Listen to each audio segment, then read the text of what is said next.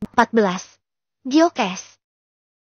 Walau sedikit khawatir serta ragu, namun Ambrose mencoba mempercayai Kenjo akan mampu membayar batu mentah yang sebelumnya dipilih olehnya.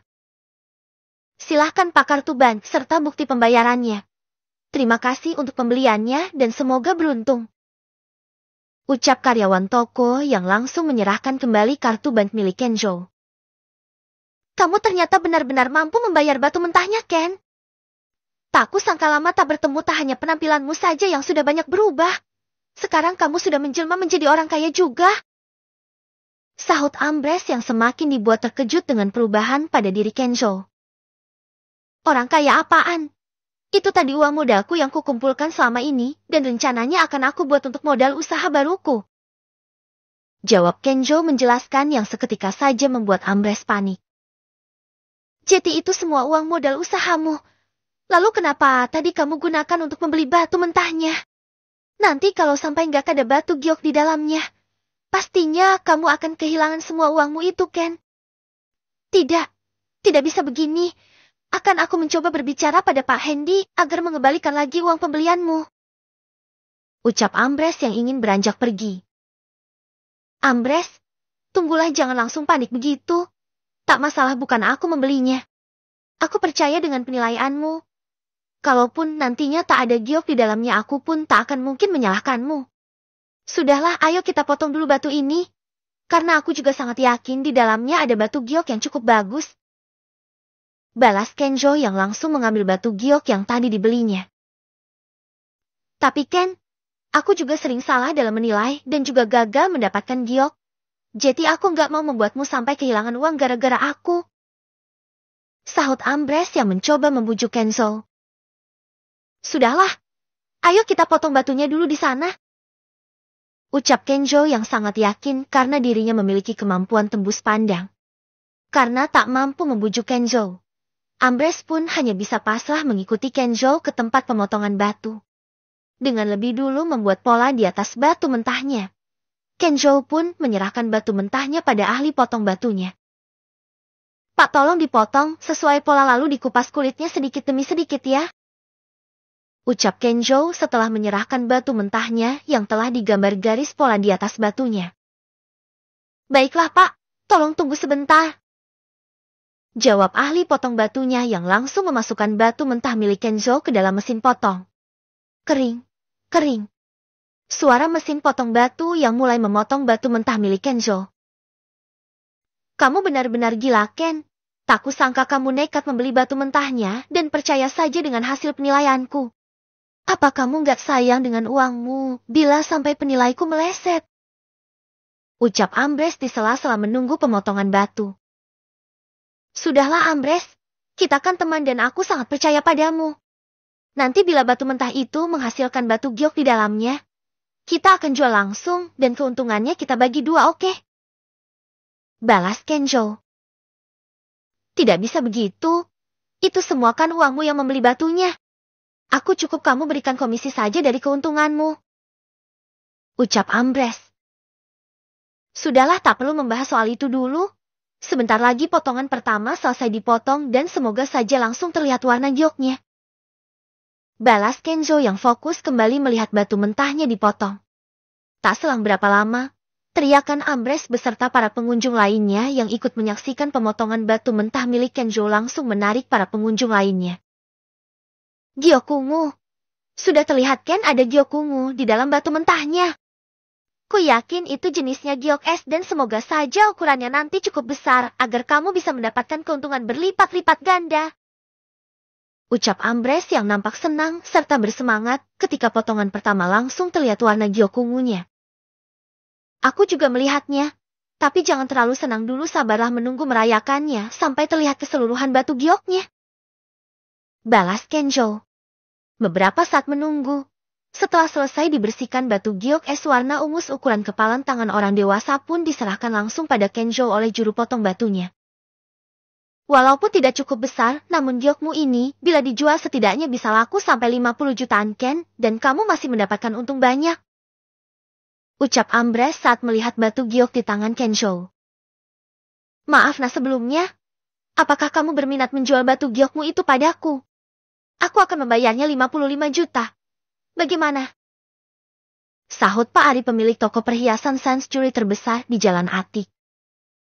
Baiklah Pak, tak masalah, tetapi aku ingin pembayarannya. Apakah bisa langsung ku terima karena akan aku gunakan kembali untuk modal membeli batu mentah lagi? Balas Kenjo. Tentu saja nak. Ada uang, ada barang. Aku akan transfer uangnya langsung.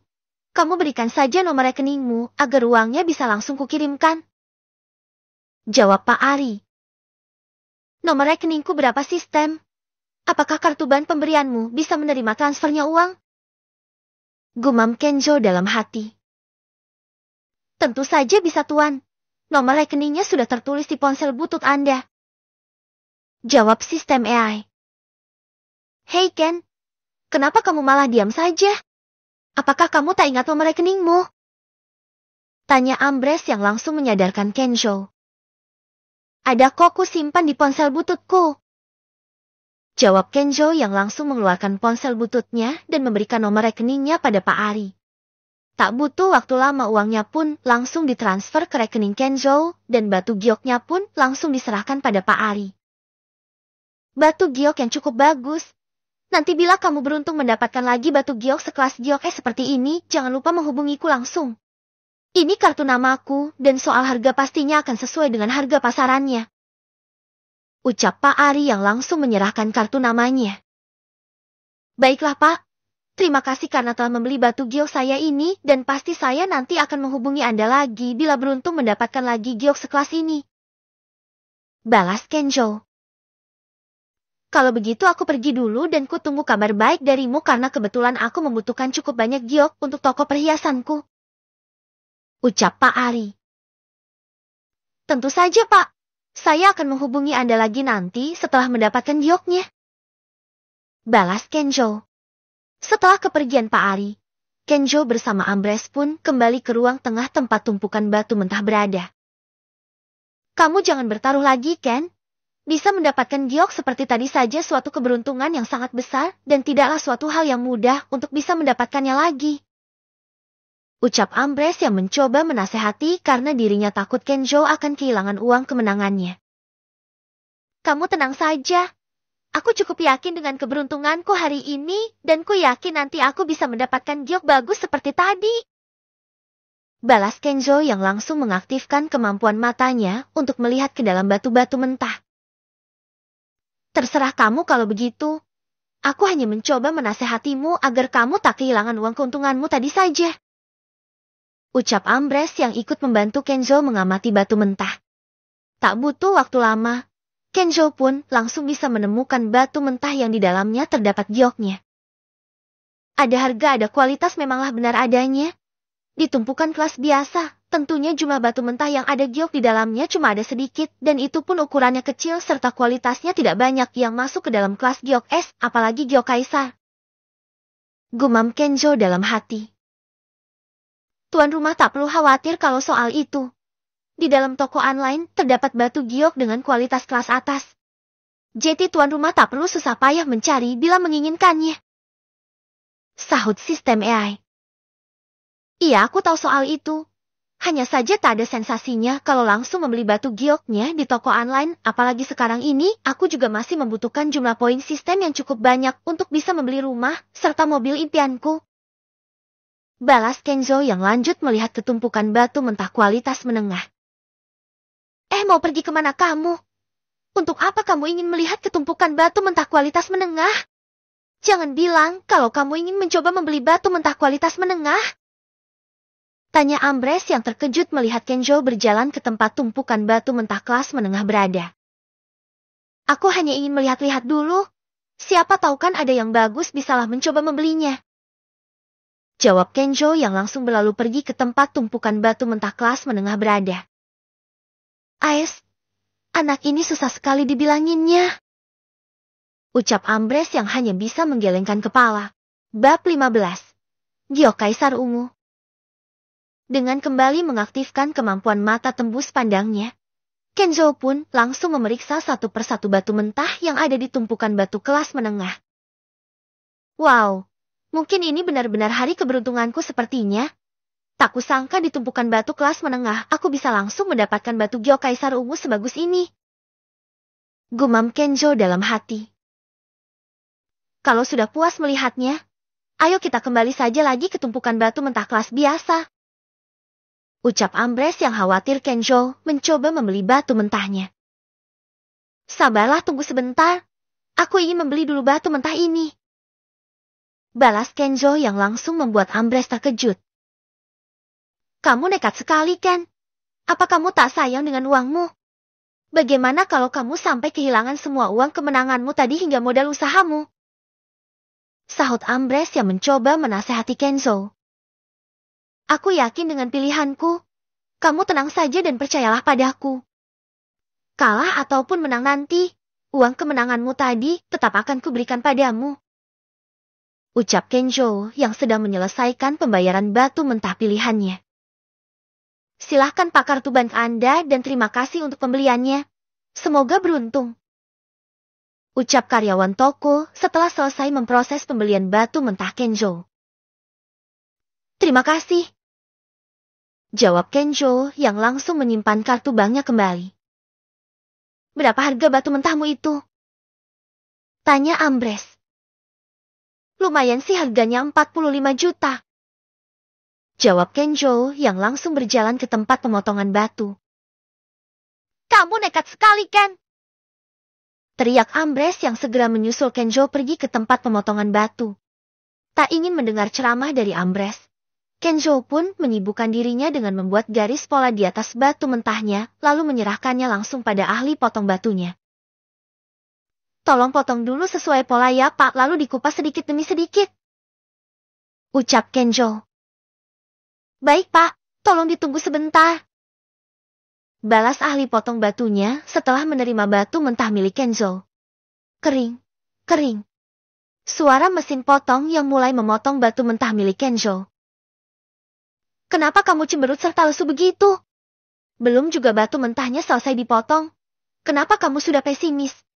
Ayolah semangat lagi seperti tadi. Batu mentah kali ini ku yakin batu giok yang dihasilkan lebih bagus dari sebelumnya.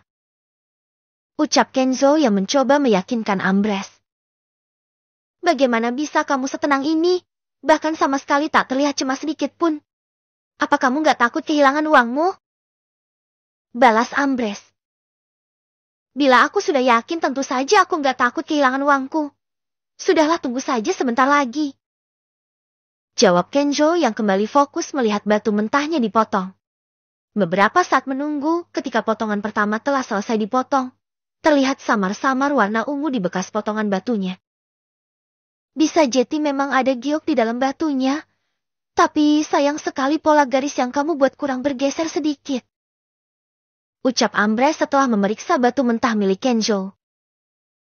Lanjutkan saja, Pak, memotongnya lagi. Ucap Kenzo pada ahli potong batunya. Kembali mesin potong dihidupkan untuk melanjutkan pemotongan batu mentah milik Kenzo. Permisi, Nak. Kalau boleh daripada kamu rugi banyak, bagaimana kalau batu mentah milikmu itu ku beli sekarang? Aku tawar di harga 35 juta. Bagaimana? Sahut salah satu pengunjung toko. Tidak, Pak. Terima kasih banyak untuk tawarannya. Ku yakin batu mentahku itu akan menghasilkan batu giok yang berkualitas tinggi.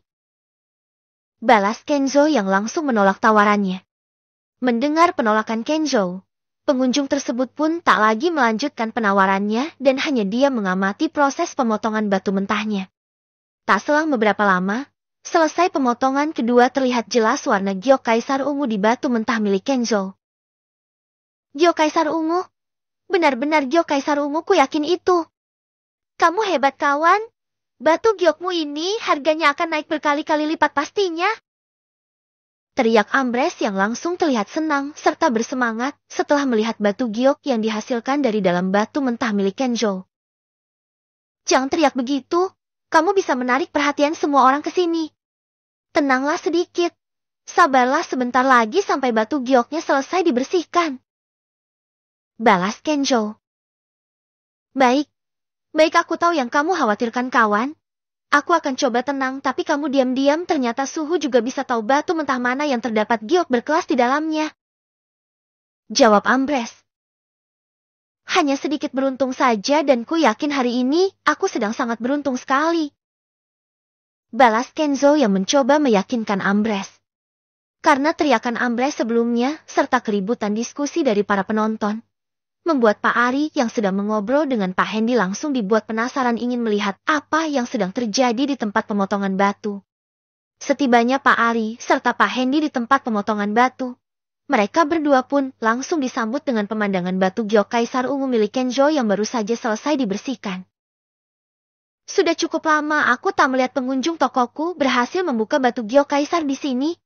Akhirnya setelah beberapa tahun ada juga yang mampu mendapatkannya apalagi yang berwarna ungu. Ucap Pak Hendy setibanya di tempat Kenzo berada. Selamat siang Pak Hendy. Suatu kehormatan bagi kami bisa bertemu dengan Anda dan perkenalkan ini teman saya Kenzo. Dialah yang berhasil mendapatkan batu giok kaisar ungunya. Sahut Ambrose yang langsung mendekat untuk menyapa Pak Hendy. Sungguh luar biasa kamu nak. Lagi-lagi kamu berhasil mendapatkan batu giok di dalam batu mentah pilihanmu. Ucap Pak Ari yang langsung menyapa Kenzo. Hanya kebetulan serta keberuntungan saya saja yang sedang sangat bagus hari ini. Balas Kenzo yang mencoba merendah. Apa Anda mengenal pemuda ini Pak Ari? Sahut Pak Hendy. Saya juga baru bertemu dengan Nak Kenzo tadi Pak Hendy karena kebetulan batu giok es yang didapatkannya tadi saya juga yang membelinya. Jawab Pak Ari. Kebetulan Anda sudah berada di sini Pak Ari. Apakah kali ini Anda bersedia membeli lagi batu giok milik saya ini? Ucap Kenzo yang langsung menyela. Tentu saja nak. Aku bahkan sangat berminat sekali membeli batu giokmu kali ini. Batu giok kaisar ungu adalah primadonanya batu giok dan pastinya akan ada banyak yang bersedia membelinya. Apakah aku boleh memeriksaannya lebih dulu nak? Balas Pak Ari yang langsung bersemangat. Tentu saja Pak Ari. Silahkan Anda periksa lebih dulu. Jawab Kenzo yang langsung menyerahkan batu giok kaisar ungunya pada Pak Ari. Kamu sangat beruntung sekali Ken. Bahkan kedua orang besar seperti mereka bersedia datang menyapa serta membeli batu giokmu secara langsung. Bisik Ambrose yang sangat bangga dan senang dengan pencapaian Kenzo. Kamu tenanglah. Setelah kita pulang dari sini nanti pastinya akan membawa banyak uang. Balas Kenzo. Oke, aku sangat yakin sekarang padamu. Lanjutkan kawan semangat. Jawab Ambrose. Sebaiknya kita bahas soal harga serta transaksinya di ruanganku saja di lantai 2. Di sini terlalu ramai dan pastinya akan kurang nyaman bila membahas soal uang juga bukan? Ucap Pak Hendy memberikan sarannya. Aku sangat setuju dengan usulan Anda Pak Hendy. Bagaimana Nak Kenzo, apakah Anda juga bersedia mengobrol serta membahas soal harganya di tempat lain? Balas Pak Ari yang langsung menyetujui saran dari Pak Hendy. Tentu saja Pak. Saya serta kawan saya setuju saja mau membahasnya di mana saja. Jawab Kenzo. Kalau begitu mari ikuti saya ke atas di ruangan kerja saya. Ucap Pak Hendy yang langsung memimpin jalannya. Setibanya di ruang kerja milik Pak Hendy, tak lama setelah Pak Ari selesai memeriksa kualitas batu giok kaisar ungu milik Kenzo. Dirinya pun langsung menyebutkan tawaran harga yang seketika saja mengejutkan Kenzo, serta Ambrose karena selama ini bahkan mereka tak berani membayangkan memiliki uang hingga miliaran. Karena ukurannya tak terlalu besar dan bila mengikuti harga pasarannya saat ini, kalau Nak Kenzo bersedia saya akan membayarnya 3 miliar bagaimana? Ucap Pak Ari. Haham, harga segitu sudah sangat tinggi bila melihat dari ukuran serta kualitasnya. Semoga saja Anda berdua bisa memikirkan baik-baik tawaran harga yang diberikan oleh Pak Ari karena aku yakin tak banyak orang yang berani menawar harga sebegitu tingginya. Sahut Pak Hendy yang ikut mengomentari. Setuju. Saya setuju iya kan Ken? Balas Ambrose yang langsung bersemangat setelah mendengar tawaran harganya. Benar sekali. Saya pun juga menyetujui tawaran harganya. Tapi kalau boleh tahu apakah transaksi batunya bisa diselesaikan hari ini juga? Ucap Kenzo. Tentu saja bisa nak. Sebelumnya biar Pak Hendy yang membuatkan bukti transaksi jual beli serta menyiapkan notarisnya. bila sudah selesai semuanya, pastinya uangnya akan langsung masuk ke rekening Muna. Jawab Pak Ari menjelaskan. Kalau sudah sepakat dengan harganya, aku yang akan menyiapkan semuanya. Kamu tak perlu khawatir, nak. Pak Ari adalah salah satu pengusaha terkenal di kota ini, jadi beliau sangat bisa dipercaya. Sahut Pak Hendy. Tentu saja saya percaya Pak Hendy dan saya setuju dengan harga yang ditawarkan oleh Pak Ari. Jawab Kenjo. Kalau begitu tolong semuanya sabar menunggu sebentar, biar aku siapkan kontrak jual belinya dulu. Ucap Pak Hendy yang langsung bangkit beranjak pergi. Bab 16. Membagi keuntungan. Beberapa saat menunggu setelah Pak Hendy selesai menyiapkan kontrak jual belinya, Pak Ari pun segera menyelesaikan pembayaran batu gioknya setelah kontrak jual belinya selesai ditandatangani. Uangnya sudah kukirimkan ke rekening bankmu. Kamu bisa cek dulu apakah uangnya sudah masuk atau belum. Ucap Pak Ari setelah menyelesaikan pembayaran batu gioknya. Uangnya sudah masuk Pak Ari. Terima kasih karena sudah bersedia membeli batu giok milik saya. Balas Kenjo. Seharusnya akulah yang berterima kasih padamu, nak. Aku akan sangat menyesal sekali bila kamu sampai menjual batu gioknya kepada orang lain. Jawab Pak Ari. Kalau begitu kita berdua langsung pamit dulu Pak Ari serta Pak Hendy. Sekali lagi terima kasih dan maaf bila mengganggu waktu istirahat Anda. Ucap Kenzo yang sudah tak sabar ingin membagi hasil penjualan batu gioknya pada Ambres. Baiklah kalau begitu. Sekali lagi aku ucapkan banyak terima kasih pada kalian berdua karena telah menjual batu gioknya kepadaku. Aku harap lain kali bila mendapatkan batu giok sebagus ini lagi, kalian tak lupa menghubungiku lebih dulu. Balas Pak Ari. Tentu saja Pak Ari. Anda tak perlu khawatir kalau soal itu karena bila nanti saya mendapatkan lagi batu giok seperti ini tentunya orang pertama yang akan saya hubungi adalah Anda. Jawab Kenjo yang langsung bangkit dari tempat duduknya. Jangan bosan mampir ke tokoku juga nak bila kamu ingin berjudi batu karnaku, pastikan batu-batu mentah milikku akan selalu ada yang baru setiap minggunya. Ucap Pak Hendy yang langsung menyelah. Tentu saja Pak. Saya pasti akan datang lagi ke sini besok karena saya masih penasaran dengan tumpukan batu mentah di kelas tingginya. Balas Kenjo. Kalau kamu akan datang lagi besok, aku pun besok akan datang ke sini lagi untuk menemanimu berkeliling. Siapa tahu saja kamu beruntung mendapatkan lagi batu giok sebagus tadi. Sahut Pak Ari. Tentu saja Pak Ari. Kalau begitu kita berdua pamit pergi dulu dan sampai jumpa lagi besok. Jawab Kenjo. Setelah meninggalkan toko milik Pak Hendy, mereka berdua pun tak langsung berpisah dan memilih mencari rumah makan karena sedari tadi mereka sudah menahan lapar.